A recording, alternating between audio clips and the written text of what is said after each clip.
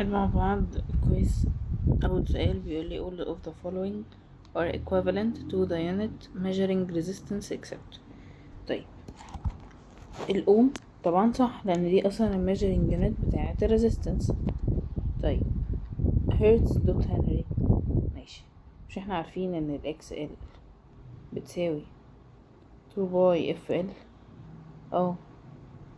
فمن هنا جاية ان ال XL هنا الفريكونسي بالهرتز والال هنري، فدي برضو صح. طيب ودي هرتز دوت فراد بار نيجاتيف 1 برضو لأن الاكس سي 1 over 2 باي اف سي،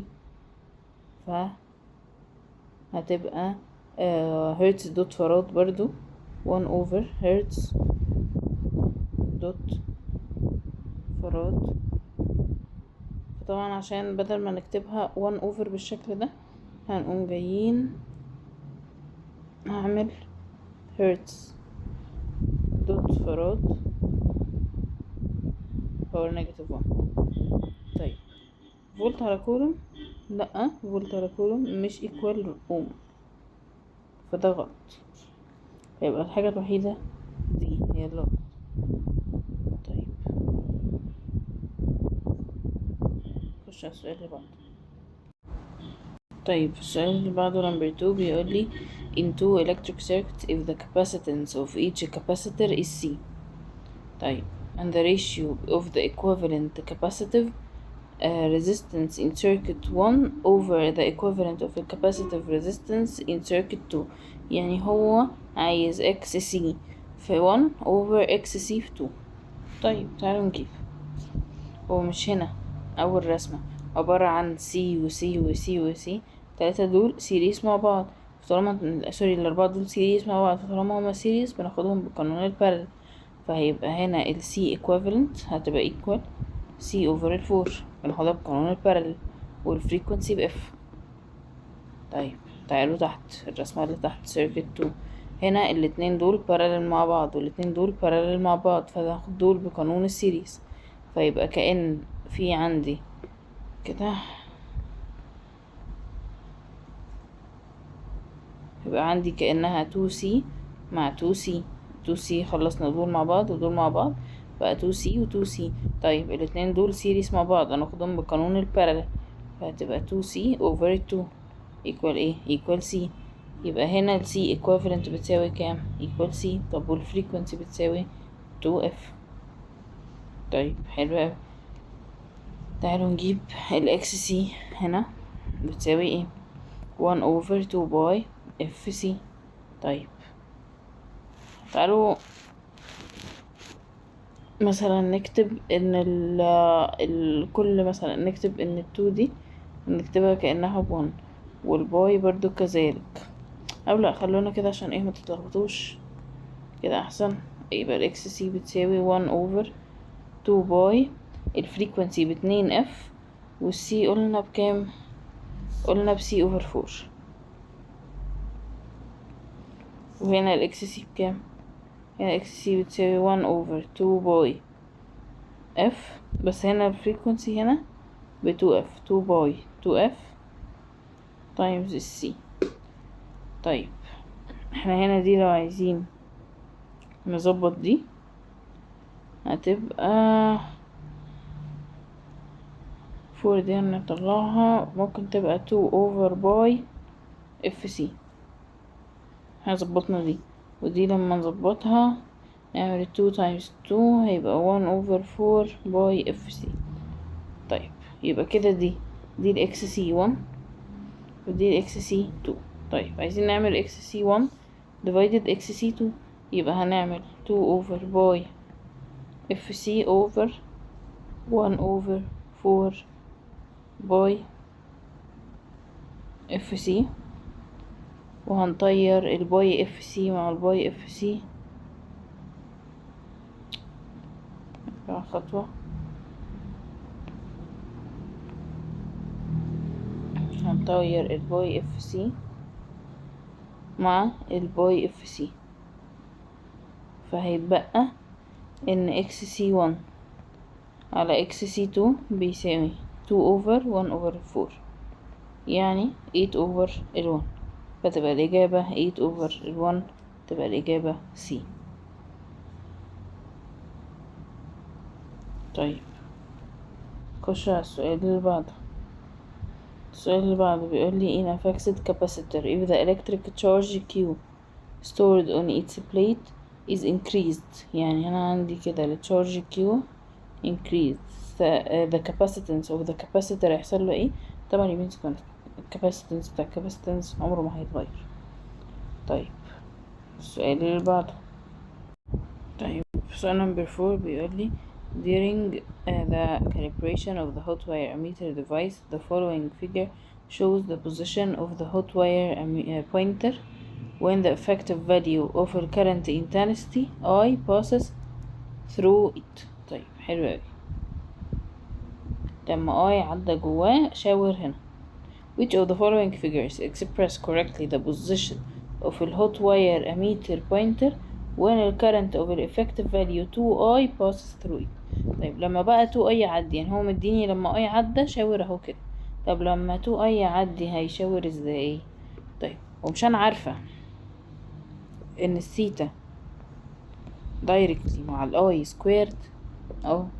طيب ففي الاول الثيتا دي اللي هي هنا اللي هي الانجل دي. طيب هو هنا لما كانت بآي فكانت الثيتا بثيتا. طيب بقى 2I، يعني هنا كده بقى 2I squared directly مع الثيتا بقى اللي هي هتبقى بكام؟ ما هي 2I دي 2 باور 2 بقت ب4I، يعني كأن معدي 4I squared، يعني هو كان معدي الأول I squared فكان بيدفلكت بانجل ثيتا. طب لما يعدي 4I squared هيدفلكت بايه؟ هيدفلكت ب4 ثيتا. فبدل ما هتبقى الديفليكشن كده انجل حته واحده بس، لا هيدفلكت 4 اضعاف. يعني ايه؟ يعني بصوا هنا كده ده عشان يشاور على ال1 ادي 1 2 3 4، يبقى 2I هتبقى هنا على البعد 4 لان هو هنا ب4 ثيتا. لكن هنا مثلا هنا 2I هنا على بعد قد ايه؟ البعد كتير، هنا ادي 1 2 3 4 5 فدي غلط. طب وهنا 1 2 3 فدي غلط. فالإجابة الصح هتبقى عندي هتبقى C. طيب خش على السؤال اللي بعده.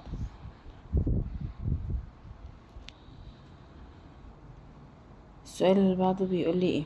بيقول لي which of the following graph represent a relation ما بين ال voltage and the current with time t in ال AC circuit containing a capacitor. طيب احنا عارفين ان في ال C ايه اللي بيبقى فيها ان ال current بيليد ال voltage by 90 degrees. فأنهي جراف بيعبر لي عن كده؟ هلاقي جراف رقم C. طيب خش على السؤال اللي بعده. بيقول لي ايه؟ بيقول لي the opposite graph represent the relation ما بين الكاباسيتور ماشي between the capacitive reactance XC and the available capacitor connected to an alternating current dynamo with the angular velocity W. ماشي 1 over capacitance 1 over C so the angular velocity of the dynamo بتساوي كام؟ طيب هكتب هنا قانون عندي ان ال XC بتساوي 1 over WC. طيب تعالوا هنا طيب نبص بقى على الجراف هنا. تعالوا هنجيب السلوبات هنا. السلوبس بتاعت الجراف بنجيب 2 سلوبس، في عندي سلوب فيزيكس في عندي سلوب ماث. طيب حلو اوي. سلوب الفيزيكس ده بيكون عبارة عن ايه؟ عبارة عن y over ال x. طيب ال y xc over ال x اللي هي ايه؟ اللي هو 1 over c، يعني بيساوي xc times c. فمن هنا من القانون xc times c بيساوي 1 over الانجلر velocity، فهتبقى بتساوي 1 over الانجلر velocity، ده السلوب. طب حلو اوي. طيب سلوب الماث هناخد ارقام، هناخد y2 minus y1 over x2 minus x1. ف y2 minus y1 على x2 minus x1 يعني 40 minus 0 على 10 minus 0، بس تحت مضروب في 10 power 3، يعني احنا اخدنا هنا 40 و10 واخدنا 0 و0، بس ما ننساش ان هنا مضروبة في 10 power 3، فانا هنا كده هقوم جاية عاملة ايه، هقوم جاية عاملة كده كده، نقوم جاية عاملين دول في براكت، ونعمل هنا times 10 power 3. طيب حلو اوي، هيطلع على الكالكليتر 1 over 250. فانا كده طلع لي ان 1 over الانجلر velocity بتساوي 1 over 250، يعني الانجلر velocity ب 250. طيب هو اصلا كان عايز ايه، هو كان عايز الانجلر velocity، فطلعت ب 250، يعني الاجابة C. طيب نخش على السؤال اللي بعده. بيقول لي ايه، بيقول لي the opposite figure represent an AC a circuit and an element X. ال X ده انا مش عارفة هو ايه. طيب حلو اوي. بيقول لي the graph shows a relation ما بين alternating source voltage and the alternating current passing through the circuit. ده جراف ما بين ال V وال I. طيب لما ابص على جراف ال V وال I هلاقيهم هما الاتنين in phase، يعني هما الاتنين في نفس الفيز. طيب حلو اوي، طالما الفولتج والكرنت في نفس الفيز، فالسيركت اللي عندي دي مفروض تبقى R circuit، يعني الاليمنت اللي موجود ده مفروض يبقى R resistance. طيب يبقى نختار من هنا R. هل هو inductive coil؟ لا. ohmic resistance بس with self inductance لا، احنا عايزين R only، هي R circuit بس، لان هما الاتنين in phase. طيب inductive لا، non inductive صح، و ohmic صح، تبقى الإجابة دي. طيب خش على السؤال اللي بعده. السؤال اللي بعده بيقول لي by decreasing the frequency to half of the AC dynamo in the R circuit the maximum current in the coil هيحصل له ايه. طيب مش احنا عارفين ان ال EMF maximum بتساوي N في A في B في 2 في Y في F. طيب لو انا عايزة اجيب ال I maximum، مش هي عبارة عن ال EMF maximum times ال R؟ يعني عبارة عن NA او اللي هي ناب 2 by F over ال R. ماشي، يعني ال I وال F directly ولا inversely؟ ال I maximum وال F directly proportional، هما الاتنين فوق اهو وهو. طيب لما الفريكونسي بقى تقل، الاي هيحصل له ايه، الاي هيحل، يعني لو الفريكونسي نزل للنص الاي هو كمان هينزل للنص. طب هنا بقى قال لي ايه، قال لي ان الفريكونسي نزلت للنص، فالاي هيحصل له ايه، هينزل هو كمان للنص، تبقى الاجابه سي. طيب خش على السؤال اللي بعده. طيب number 9 بيقول لي the following figure represent thermal ammeters connected to a shunt resistors. The ammeter with the highest current range. طيب انا عارفة ان كل ما الار شنط تقل كل ما الرينج بيزيد. طيب انا عايزة highest current range، يعني عايزة اعلى رينج، فهختار اقل شنط. طيب اقل شنط عندي بكام، هتبقى في دي هنا 1.5 ودي 2.4 0.9 0.5، اقل شنط 0.5، فهختار 0.5 عشان احنا قلنا اعلى رينج اقل شنط. طيب حلو اوي، نخش على السؤال اللي بعده. السؤال اللي بعده بيقول لي ايه، بيقول لي the opposite figure represent two charged capacitors X و Y. طيب the voltage across capacitor X is V. ماشي، then when the both switches K and S الاتنين دول اتقفلوا. so the voltage across a capacitor X هتبقى ايه. طيب تعالوا الأول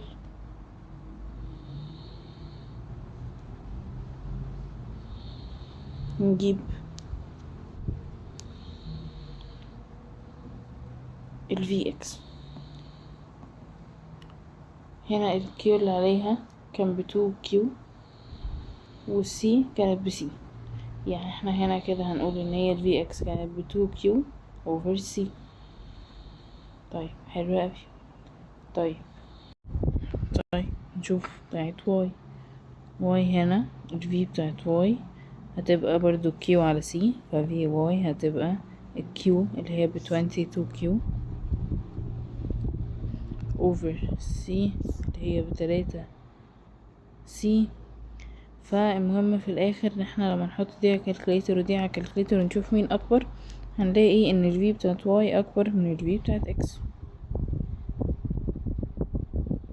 طيب ماشي، جيت انا بقى قفلت التو سويتشز دول. ماشي، لما اقفل السويتش انا شايفه ان الواي دي عندها كيو اعلى وعندها كمان في اعلى، وهنا عندها كيو اقل وفي اقل.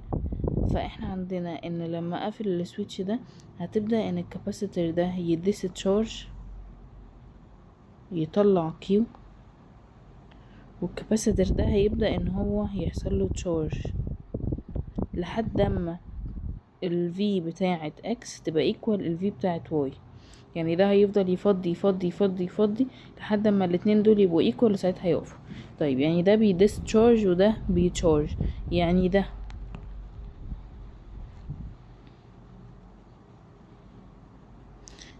ده بيديسشارج كده، احنا قفلنا دول، يعني ده بيديسشارج كده بيطلع كيو، او خلينا نكتبها كيو كابيتال عشان ايه تبقى مختلفة. ده بيطلع كيو كابيتال انا معرفهاش، بتقعد تروح لحد الكاباسيتور اللي هو اكس ده لحد اما يقعد يتشحن، تقعد تطلع كيو كده تمشي لحد اما ده يتشحن، والفي اللي على ده تبقى ايكوال الفي اللي على ده، في اكس تبقى ايكوال في واي، ساعتها هيقف. طيب يعني انا عندي او عايزة اوصل من ان في واي اكبر من في اكس، عايزة اوصل ان في واي تبقى ايكوال في اكس. ده ايه ده لما اقفل السويتش. طيب خلينا ايه بس نضغط دول عشان نعرف نلاقي مكان نكتب.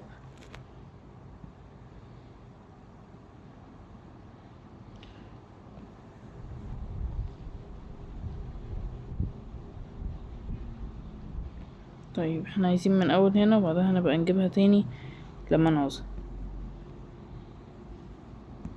طيب قانون ال VA مش هو قانونها QY على CY equal ال QX، بس ده طبعا الجديدة، على CX الجديدة، برضو الجديدة ايه QX الجديدة على CX. طيب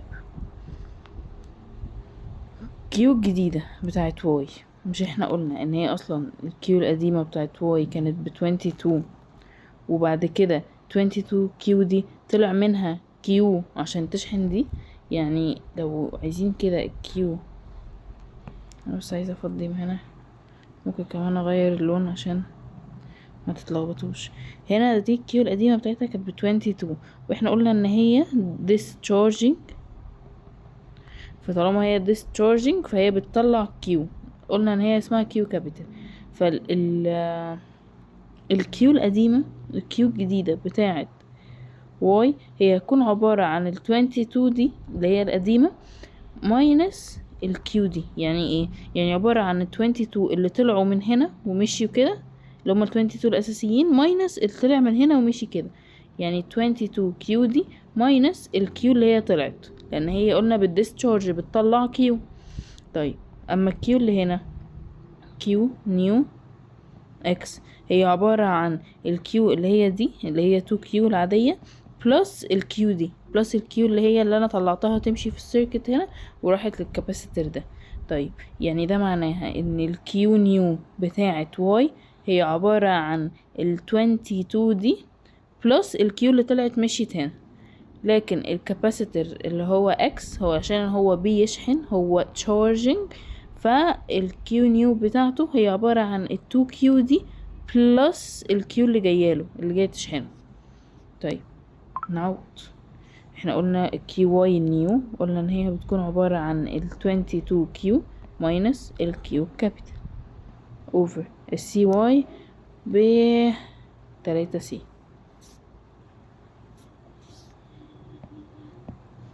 equal الكيو اكس نيو هي عبارة عن 2 كيو بلس الكيو كبيرة قلنا اوفر السي بتاعت الاكس اللي هي بسي تقريبا، كانت بسي. طيب هنطير السي مع السي عشان هي ايه مش ناقصة unknowns. طيب نعمل cross multiplication، فهيبقى نعمل cross multiplication ولا نحطها على calculator shift solve؟ تعالوا نعملها cross multiplication وخلاص. هنعمل 3 times 2q plus 3q capital equal 22q small minus الq. طيب 3 times 2 ب 6 6q small plus 3q capital بيساوي 22q small minus q capital. طيب نودي 6 الناحية التانية بالماينس ونودي دي الناحية التانية بالبلس، فهتبقى 3q plus q equal 22q minus 6q، فهتبقى 4q equal 16q تقريبا، ناقص q دي q small. ماشي، احنا اخر حاجة وصلنا لها ان الكيو دي اهي، ان الكيو دي اهي كده كانت 4 كيو بتساوي 16 كيو سمول، فاحنا عايزين نجيب الكيو كابيتال بكام، فهنجيبها هتبقى عبارة عن 16 over 4 كيو. نعملها على الكالكليتر،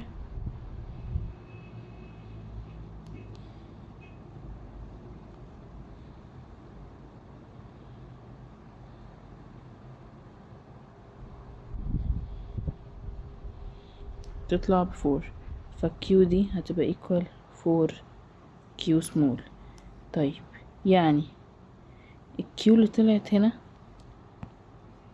يعني الكيو دي اللي انا طلعتها من هنا مشيتها كده، انا هنا قلنا ان هنا دي ب22، قلنا ان ده هنا لما ده يتقفل وده يتقفل قلنا ان في هنا كيو كابيتال بتطلع تمشي كده كده كده عشان تشحن دي، قلنا كيو كابيتال دي جبناها بكام؟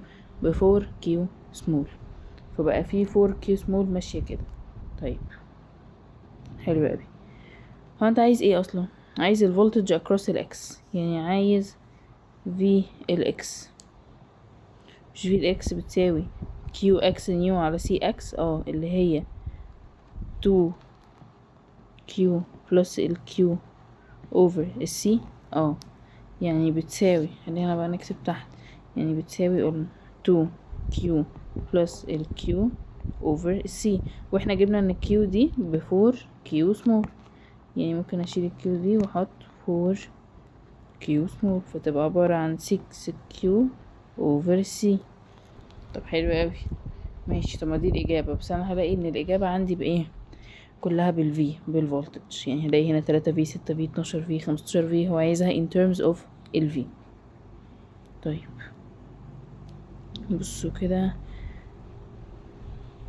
فين، هننزل بس دول، او خلينا نكتبها من الاول. احنا قلنا هنا بدل ما نقعد ننزل نجيب لكم لون جديد، احنا كنا قايلين هنا ان ال Vx بتساوي V بتساوي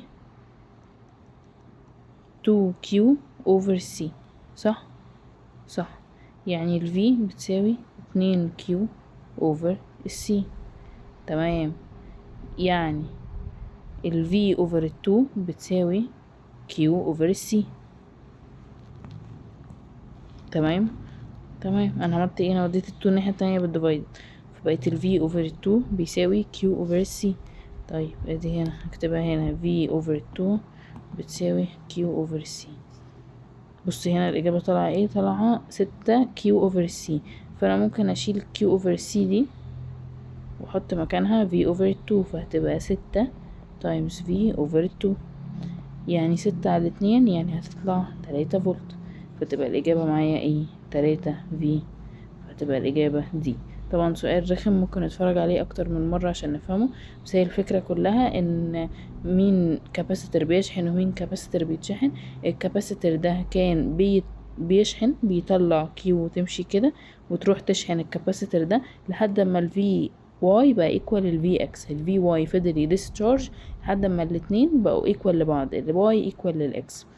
طيب وقلنا ان هو طلع كيو، انا معرفهاش، سميتها الاول كيو كابيتال، ومشيت الستبس دي كلها علشان اعرف كيو كابيتال بتساوي كام. جبنا ان هي بتساوي 4 كيو سمول، فرجعت عوضت ان هي في القانون الاساسي 2Q plus 4Q small over C، فطلعت 6Q over C.